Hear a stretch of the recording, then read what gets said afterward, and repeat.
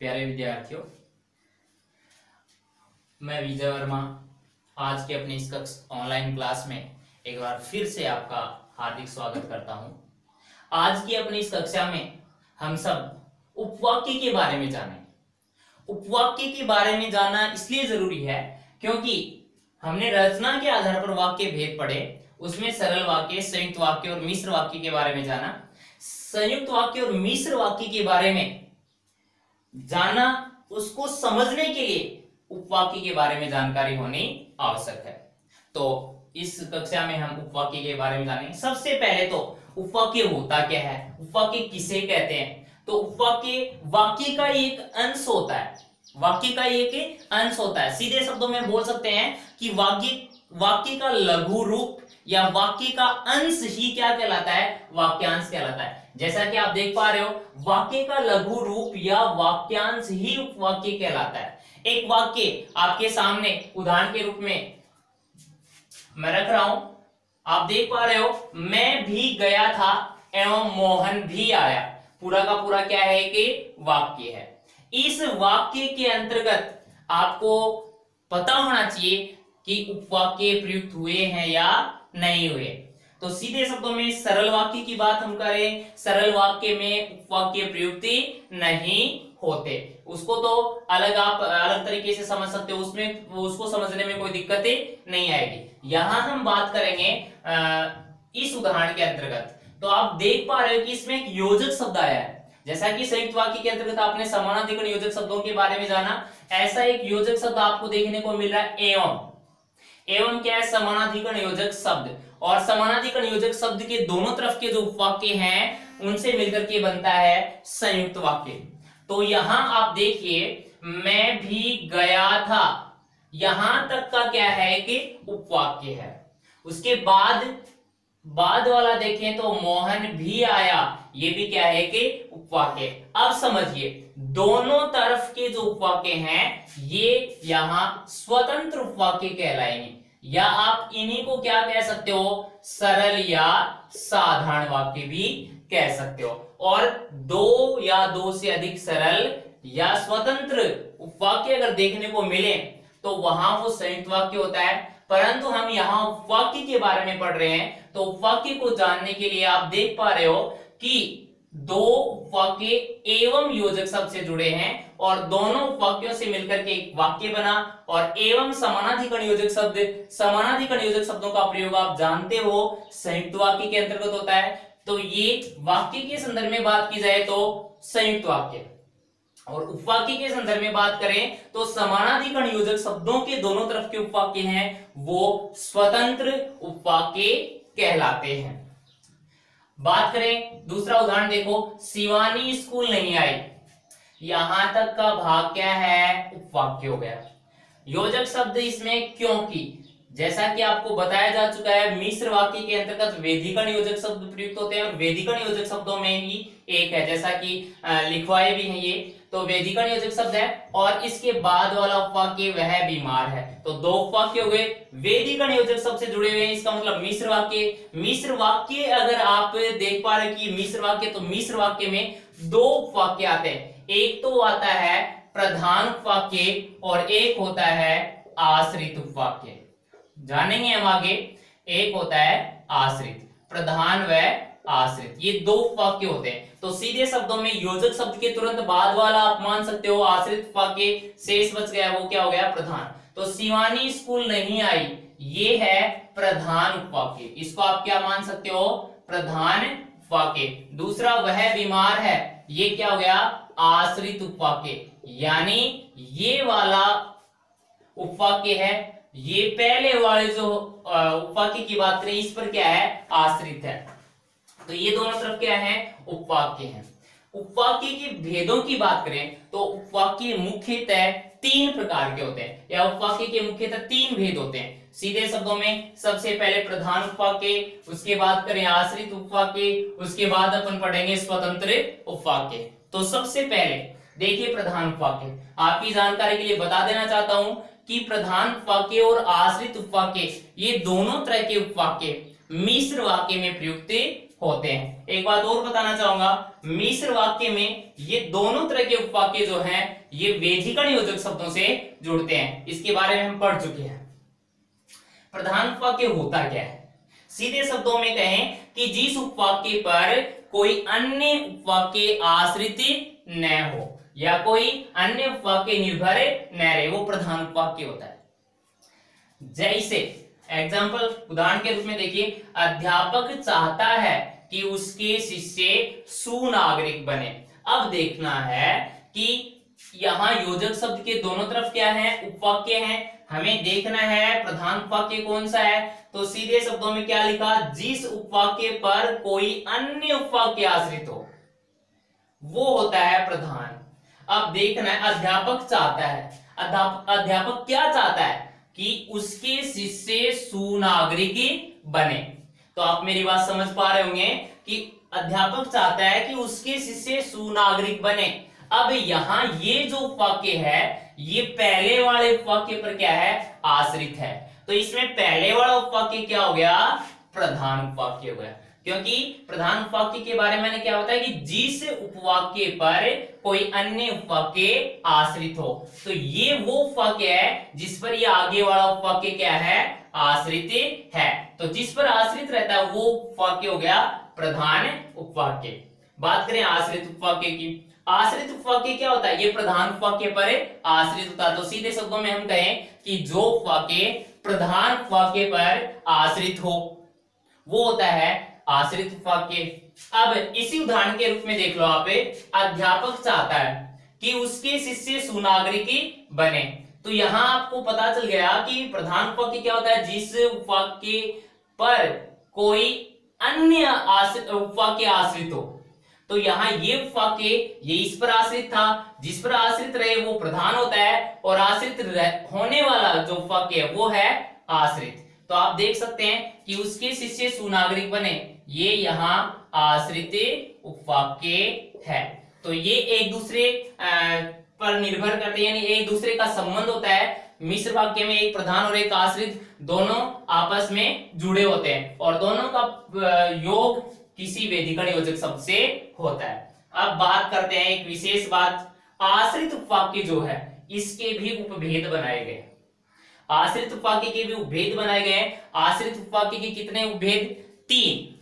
कौन कौन से, संज्ञा आश्रित उपवाक्य, विशेषण आश्रित और क्रिया विशेषण आश्रित उपवाक्य। अब हम कैसे जानेंगे कि मिश्र वाक्य के अंतर्गत प्रधान और आश्रित उपवाक्य प्रयुक्त हुआ है, उसमें आश्रित उपवाक्य प्रयुक्त हुआ है, तो वो कौन सा आश्रित है, संज्ञा आश्रित कहलाएगा, विशेषण आश्रित कहलाएगा, या क्रिया विशेषण आश्रित कहलाएगा। परिभाषा के रूप में अगर बात करें तो जो प्रधान उपवाक्य की संज्ञा पर आश्रित हो, आश्रित उपवाक्य तो होगा पर वो संज्ञा आश्रित कब होगा, जो प्रधान उपवाक्य की संज्ञा पर आश्रित होगा। ये परिभाषा के आधार पर समझिए। अगर इस तरह से समझ नहीं आए तो एक सामान्य सी पहचान के रूप में आपको बता रहा हूं कि संज्ञा आश्रित उपवाक्य जो होते हैं वो की योजक शब्द से जुड़ते हैं।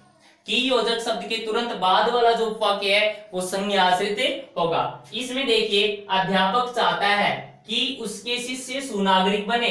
अब उसके शिष्य सुनागरिक बने, यह आश्रित तो है, पर आश्रित में अगर आपसे कोई भेद पूछे तो आप बताओगे की से जुड़ा हुआ है, तो की से जुड़ने वाले आश्रित उपवाक्य संज्ञा आश्रित उपवाक्य होते हैं। तो सीधे शब्दों में ये कौन सा आश्रित हो गया, संज्ञा आश्रित उपवाक्य। समझ रहे हो, यानी सीधी सी पहचान। मिश्र वाक्य में उपवाक्य जो है वो प्रधान और आश्रित होंगे। आश्रित में भेद पूछ लिया जाए तो की से अगर जुड़ा हुआ है, की वेदिकण योजक शब्द से जुड़ा हुआ, तो वो संज्ञा आश्रित होगा। बात करें विशेषण आश्रित उपवाक्य होता क्या है, जो प्रधान उपवाक्य की संज्ञा या सर्वनाम की विशेषता का बोध कराते हैं। सीधे शब्दों में बात करें, प्रधान उपवाक्य में जो संज्ञा या सर्वनाम प्रयुक्त हुआ है उसकी विशेषता का बोध करवाएंगे, वो विशेषण आश्रित उपवाक्य कहलाएंगे। पहचान के रूप में हमने वेदिकण योजक शब्दों में से कुछ योजक शब्द आपके सामने रखे हैं। ये वेदिकण योजक शब्द विशेषण आश्रित उपवाक्य के अंतर्गत प्रयुक्त होते हैं। जो या जो से बनने वाले सर्वनाम, वो योजक शब्द कौन कौन से हैं, जो या जो से बनने वाले जितने भी सर्वनाम शब्द। बात करें जो, जिसको, जिसे, जिससे, जिसके लिए, जिसका, जिसकी, जिन्हें, जिन्होंने, जिसमें आदि योजक शब्द, ये सब योजक शब्द विशेषण आश्रित वाक्य की क्या करवाते हैं, पहचान करवाते हैं। एक उदाहरण मैं आपके सामने रखता हूं, यह वही लड़का है जो अच्छा गाता है। ये वाक्य है। वाक्य में रचनाधार पर भेद पूछा जाए तो सीधे शब्दों में मैंने आपको बताया कि इसमें वेदिकण योजक शब्द है। वेदिकण योजक शब्द कौन सा है, जो वेदिकण योजक शब्दों से जुड़े हुए उपवाक्य, एक प्रधान होगा एक आश्रित होगा। प्रधान और आश्रित उपवाक्य दोनों आते हैं किसमें, मिश्र उपवाक्य में, सॉरी मिश्र वाक्य में। और मिश्र वाक्य के अंतर्गत एक जो आश्रित वाक्य है, उस आश्रित वाक्य में भेद पूछा जाए तो वो भेद की बात करें तो मैंने आपको बताया की से जुड़ा हुआ है वो संज्ञा आश्रित वाक्य। यहाँ ये वाक्य जो है इसमें की योजक शब्द नहीं है, इसमें क्या है, जो। तो जो से जुड़ा हुआ है तो वो हो जाएगा विशेषण आश्रित। तो इस उपवाक्य की बात करें तो ये कहलाएगा विशेषण आश्रित उपवाक्य। बच गया वो क्या हो गया, वो हो गया प्रधान उपवाक्य। वो क्या कहलाएगा, प्रधान उपवाक्य, क्योंकि मिश्र में एक प्रधान और एक आश्रित होता है। आश्रित में भेद पूछ लिया तो जो से जुड़ने वाला हो गया विशेषण। जो के साथ और कुछ अन्य योजक शब्द हैं, इनका आपको विशेष ध्यान रखना है। बात करेंगे अपन आश्रित उपवाक्य में क्रिया विशेषण आश्रित उपवाक्य। क्रिया विशेषण आश्रित उपवाक्य होता क्या है, जो प्रधान उपवाक्य में प्रयुक्त क्रिया की विशेषता बताते हैं। क्रिया की विशेषता बताने वाले क्रिया विशेषण होते हैं। और ये किस क्रिया की, प्रधान वाक्य में प्रयुक्त क्रिया की विशेषता बताते हैं, वो क्रिया विशेषण आश्रित उपवाक्य होते हैं। इनको पहचानना भी आसान है। इनकी पहचान के लिए कुछ वेदिकण योजक शब्द मैंने आपके सामने रखे। इन वेदिकण योजक शब्दों से जुड़ा हुआ कोई उपवाक्य होगा, वो होगा क्रिया विशेषण आश्रित उपवाक्य। एक एग्जाम्पल के रूप में मैं आपके सामने रखता हूं, यदि पढ़ाई करोगे तो ही सफलता मिलेगी।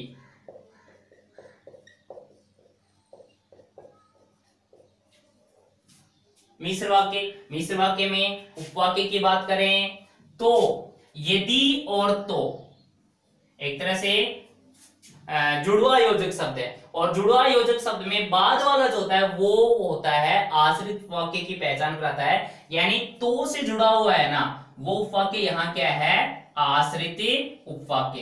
अब आश्रित में आपसे भेद पूछा जाए तो संज्ञा आश्रित है क्या, की से जुड़ा हुआ है, नहीं, की का प्रयोग नहीं हुआ इसमें। जो या जो से बनने वाले सर्वनाम शब्दों से जुड़ा हुआ है वो भी नहीं है। यहाँ आया यदि तो, यदि और तो जो है ये क्या है, क्रिया विशेषण आश्रित उपवाक्य के अंतर्गत प्रयुक्त होते हैं। तो अगर इस आश्रित में भेद पूछा जाए तो ये है क्रिया विशेषण आश्रित उपवाक्य। तो ये उपवाक्य आपको पढ़ने को मिलेंगे कहां, प्रधान और उपवाक्य, सॉरी प्रधान और आश्रित दोनों का प्रयोग आपको मिश्र वाक्य में देखने को मिलेगा। मिश्र वाक्य में वेदिकण योजक शब्द होंगे, पर उन वेदिकण योजक शब्दों को हमने तीन अलग अलग भागों में बांट दिया और तीन अलग अलग भागों में बांटने के कारण वो आश्रित उपवाक्य भी तीन अलग अलग भेद में बट गया, संज्ञा आश्रित, विशेषण आश्रित, क्रिया विशेषण आश्रित। बात कर रहे हैं अपन उपवाक्य। उपवाक्य में प्रधान और आश्रित की बात कर चुके हैं। अब तीसरा है स्वतंत्र उपवाक्य। स्वतंत्र उपवाक्य के बारे में बताना चाहूंगा। संयुक्त वाक्य में प्रयुक्त होते हैं। संयुक्त वाक्य में दो या दो से अधिक स्वतंत्र या सरल या साधारण वाक्य प्रयुक्त होते हैं। उनके बीच कोई ना कोई समानाधिकरण योजक शब्द देखने को मिलेगा और समानाधिकरण योजक शब्द दो वाक्यों को जोड़ रहा है, वहां संयुक्त वाक्य हो जाएगा। सीधे शब्दों में होता क्या है स्वतंत्र वाक्य, बताना चाहूं, जो वाक्य के अंतर्गत अपना स्वतंत्र अस्तित्व रखते हैं। कहने का मतलब ये है कि स्वतंत्र अस्तित्व रखते हैं तथा किसी अन्य पर आश्रित न हो। उदाहरण से समझिए, राम पढ़ रहा है, वह श्याम खेल रहा है। आप समझ पा रहे हो इसमें उपवाक्य हैं। कैसे पता चला, यहां वह योजक शब्द है, वह के दोनों तरफ के क्या हैं, उपवाक्य हैं।